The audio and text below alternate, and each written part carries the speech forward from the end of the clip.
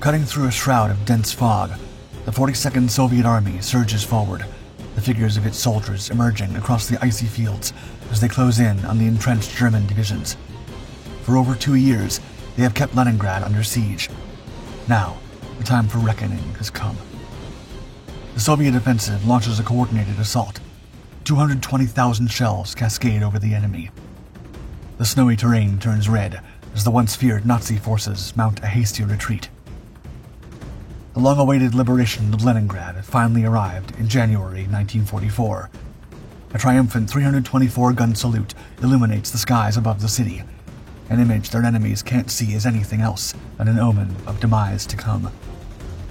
Bolstered by their triumph, the Soviets now shift their gaze northward. The hornet's nest has been kicked, and this is just the beginning of their sting.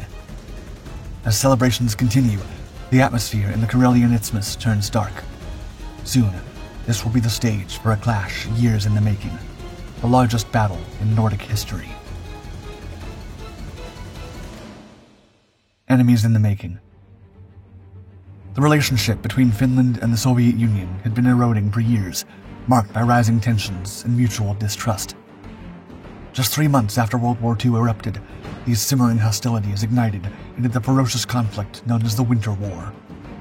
Over the course of 3.5 months, the frozen wilderness of Finland became a hellscape, claiming more than 250,000 lives as violent battles raged in sub-zero temperatures. The fighting temporarily ceased with the signing of the Moscow Peace Treaty, but the cut was too deep to forget. Finland, forced to cede valuable territory to the Soviet Union, emerged heavily scarred from the conflict. The Finnish public and leadership seethed with a resolution to reclaim their lost lands. The bitterness forged in these crucibles led Finnish leaders to make a desperate choice: a secret alignment with Nazi Germany. As Germany's seemingly unstoppable blitzkrieg swept across Europe, the Finnish saw an opportunity to retell the story the Soviets had written for them. Returning to the battlefield became inevitable. When Germany launched Operation Barbarossa on June 22, 1941, aiming to conquer the Soviet Union, Finland joined in the action, declaring war and racing to reclaim the territories it had lost in the Winter War. But Finland's ambitions didn't stop at restitution. Upon tasting the sweet side of land conquest, the Finnish forces craved more, advancing deep into East Karelia, seeking to realize the dream of a greater Finland. By September 1941, Finnish troops had pushed to within 19 to 20 miles of Leningrad, cutting off vital northern supply routes to the besieged Soviet city. Though they refrained from direct assaults, their efforts strangled Soviet resistance in the region. Further emboldened, Finnish forces, in coordination with their German allies, launched operations to capture Petrozavodsk and disrupt the critical Murmansk Railway, a vital lifeline for Allied Lend-Lease aid to the Soviets. Yet, the unforgiving terrain and relentless Soviet resistance turned this campaign into a grueling ordeal. What had begun as a vibrant advance soon froze in the bitter cold of trench warfare, with both sides locked in a bloody stalemate. For much of the conflict, Finnish troops held their fortified positions against Soviet forces. The bitter winter landscapes of Karelia and beyond turned into a battleground where endurance was the greatest weapon. Yet as war shifted in 1944, with German forces faltering on multiple fronts and Soviet strength swelling, Finland's precarious hold on its hard-fought gains began to crumble. Danger loomed ever closer, with a Soviet invasion threatening to engulf the nation in the name of retribution. The Soviets are unleashed. After 872 grueling days of unrelenting resistance, the Soviet Red Army finally shattered the siege on Leningrad during the Leningrad-Novgorod offensive in January 1944. Freed from their wintry prison, the Soviets coordinated assaults by the Leningrad, Volkhov, and Second Baltic fronts, reinforced by the Baltic Fleet's firepower, and drove the German army back. As Leningrad became liberated, so did the fury of the Red Army. The Soviets, realizing they had the upper hand, identified this moment as the perfect opportunity to strike a decisive blow against Finland. After years of ceasefires, Stalin's command determined that Finland had to be neutralized and pushed out of the war. In June 1944, the Soviets launched the Vyborg-Petrozavodsk offensive, a massive two-pronged assault aimed at expelling Finnish forces from the Karelian Isthmus and East Karelia, eliminating the threat of a northern attack and securing Soviet dominance in the region. What followed was an immense buildup of Soviet firepower. 19 divisions, bolstered by over 1,500 aircraft, 220 artillery pieces per kilometer of front line, and an arsenal of heavy tanks, amassed to annihilate Finnish defenses. The artillery's roar and relentless bombing runs shattered the silence of the Karelian wilderness, heralding the start of a brutal campaign. Finnish defenses were grossly outmatched. Their undermanned lines, sparse anti-tank weapons, and inadequate air support left them vulnerable. Even their main defensive fortifications were incomplete, creating fatal weaknesses the Soviets could ruthlessly exploit. By June 9th, the Soviets unleashed their first wave of destruction, with severe artillery and air bombardment. Explosions ripped through Finnish trenches, shattering fortifications and sowing mayhem among defenders. The ground trembled under the force of Soviet firepower, and the battle was just beginning. The Red Army's revenge. In the weeks leading up to the Battle of Tali-Ihantala, Marshal Leonid A. Gavorov unleashed a devastating offensive. The Finnish main line of defense at Valkeasaari was obliterated amid an unyielding hailstorm of fire from artillery, airstrikes, and the grinding advance of Soviet armored troops. Finnish forces, overwhelmed and battered, had no choice but to retreat, desperately falling back to the Vamalsuu-Taipale line. At Sahakila and Kutuselka, the Soviets struck again, breaching Finnish defenses with terrifying speed. The situation was veering towards doom for the Finnish commanders as they scrambled to mount a hasty counterattack. General Ruben Legas's armored division launched a defensive strike, only to be outgunned and outnumbered under the weight of Soviet forces, forcing yet another retreat, this time to the Viipuri-Kupursaari-Taipale line, known as the VKT line. This was a desperate moment for Finland. Their forces, pushed back again and again, could only hope to buy time as they fought, delaying battles to allow reinforcements from the northern front to reach the Karelian Isthmus. The Soviets, sensing victory, captured the key city of Vyborg on June 20th, sweeping aside the thinly spread Finnish defenses. The Soviet Stavka, confident in its momentum, ordered its forces to breach the VKT line and push toward Lake Saimaa, threatening the very heart of Finland. Yet here, the Finnish defenders made their stand. Leveraging their knowledge of the rugged terrain, they turned natural features into defensive positions. The VKT line held firm against the Soviet juggernaut, its defenders repelling wave after wave of assaults. Finnish artillery wreaked havoc on Soviet formations, slowing their advance and inflicting heavy losses. However, the Finnish knew they couldn't keep this up for long. With their homeland hanging by a thread, Finland turned to Germany for aid.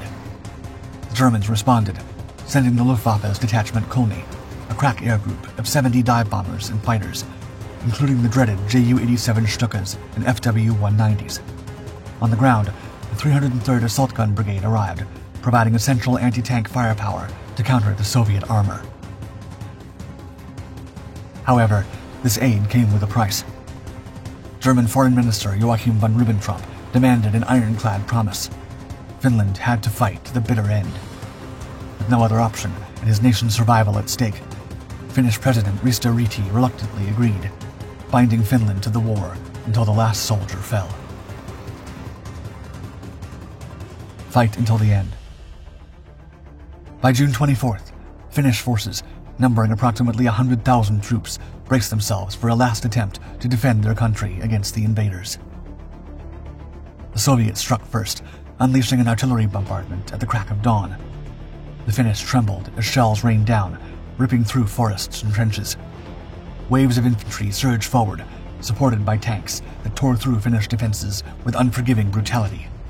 Their objective was to break through and seize critical targets like Imatra and Lappeenranta, cities whose capture would decide the fate of the Finnish front. Amid the smoke, the Finnish defenders held firm, though the situation grew increasingly dire.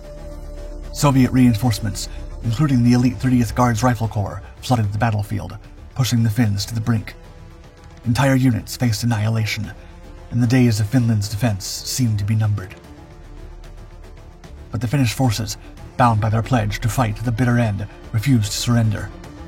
In a brave move, elements of the 17th Division and the newly arrived Armored Division launched a counterattack. The battlefield jolted with the boom of Finnish Stug 3 assault guns, their shells tearing into Soviet armor. The 27th Tank Regiment, a critical Soviet armored unit, was obliterated, every vehicle destroyed except for 6, which fell into Finnish hands. As days passed, the Finnish defense only grew stronger. Reinforcements poured in, including the German 303rd Sturmgeschütz Brigade, bolstering their battered lines. The defenders reorganized into cohesive battle groups, Björkman and Poroma, striking back with coordinated assaults. Soviet forces, unwilling to cede their advantage, responded with overwhelming strength, deploying additional divisions and armored units. A rain of fire consumed the battlefield as tank battles raged across the front, explosions lighting up the horizon and echoing through the forests. Finnish and German bombers unleashed their fury from the skies, turning Soviet formations into smoldering wreckage. However, the Soviets would prove to be one of the most resilient enemies they'd ever encountered. June 29th marked one of the darkest days for the Finnish forces. Soviet troops launched merciless charges, their artillery and aircraft pounding Finnish positions with brutal intensity. The defenders, already stretched to their limits, struggled to hold their ground. Despite these heroic efforts, they were forced to retreat from the village of Tali, consolidating their forces along the VKT line for a final stand. The situation was grim, with the very future of Finland hanging in the balance as the exhausted defenders prepared to face the Soviet juggernaut one last time. The final stand. By the start of July, Finnish forces faced severe erosion, losing around 800 soldiers daily. Desperation gave rise to ingenuity, and Finnish Artillery General Vilo Nenonen implemented a game-changing strategy. He recognized that brute strength and reinforcements alone wouldn't halt the Soviet tide. What the Finns needed was a precision advantage. This came in the form of a revolutionary fire correction method, utilizing a mechanical device that enabled unprecedented targeting accuracy. With this innovation, Finnish artillery observers could direct fire without even knowing the exact positions of their firing units. Armed with this tactical edge, Finnish forces unleashed a devastating hail of ammunition with exceptional accuracy. The battlefield transformed into a hailstorm of raining bullets as 250 artillery pieces came down on Soviet formations. Over 122,000 artillery rounds smashed advancing battalions, obliterating unit after unit. The devastation was so immense, it set a world record at the time for concentrated artillery fire. For the first time, the Soviet advance faltered under the ferocity of Finnish resistance. Then fortune smiled on the Finnish defenders. On July 2nd, they intercepted a critical Soviet message revealing plans for a massive attack the following day. The Finnish and their German allies seized the moment, coordinating a preemptive strike. Just minutes before the Soviet offensive was set to begin, the skies erupted as bombers descended upon enemy positions with 250 artillery guns, annihilating the Soviet spearhead and shattering their hopes of regaining momentum. The battlefield dynamic began to shift dramatically. Though the Soviets pressed on with their assaults, Finnish counterattacks turned every gain into a costly loss. Finnish artillery became a force of nature, decimating Soviet troops and forcing them into a grueling cycle of attack and retreat. As days passed, the cracks in the Soviet offensive widened. Reinforcements bolstered Finnish defensive lines, and their mastery of artillery fire made each attempt to breach their position a near impossible task.